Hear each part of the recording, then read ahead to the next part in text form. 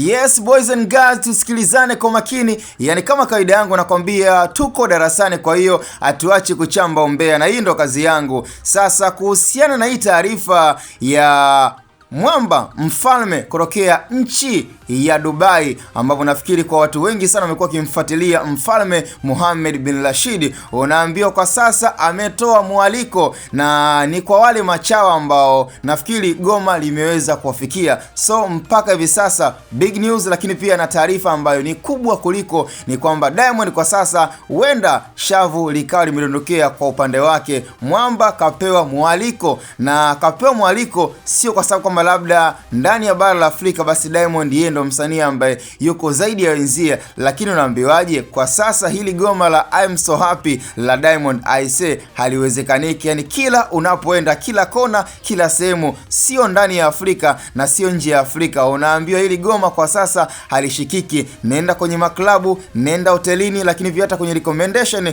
za simu, lakini pia na mitandao mbalimbali, goma kwa sasa ambalo liko available, ukipata nafasi basi ukisi labda pengine kuna ujanja basi fanya kama unamuuliza ChatGPT ama Gemini, nafikiri utapata majibu ya urahisi na ya uhakika kwamba kwa sasa most available song katika nchi mbalimbali na ambayo imekuwa recommended katika platform mbalimbali ni goma la Happy la Diamond Platnumz. Sasa goma la Happy limefikia nafasi ya kumfanya Diamond apate mwaliko kwa mfalme Mohammed bin Rashid, ambaye nafikiri kabisa kwa wale ambao walikuwa namsikia kwa haraka mwamba bwana, kuanzia swala zima la kuwa na maokoto, unaambiwa Dubai kwa sasa kwa asilimia 30 ya miliki mbalimbali za mahoteli mwamba anazimiliki yeye. Sasa hebu imagine kama Diamond anapata mwaliko wa mwamba huyu mfalme Mohammed bin Rashid, unahisi nini kitatokea yani kwenye swala zima la maokoto? Kwa hiyo Diamond kwenye goma la Happy aise, kama ni kuvuna atavuna, alafu pia atavuna tena. So ni taarifa ambayo kwa sisi wa Bongo, sisi wa Tanzania, sisi ambao tunamfuatilia Diamond na sisi ambao tunamwombea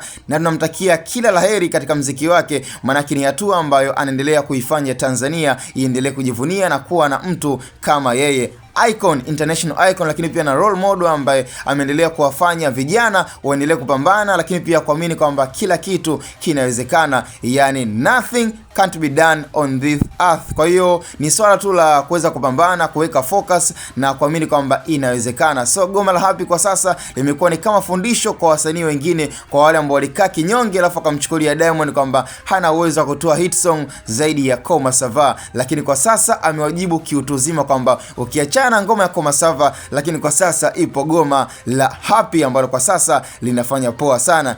Bana kama kawaida, it's me msanuaji kama msanuaji, and this is how we do.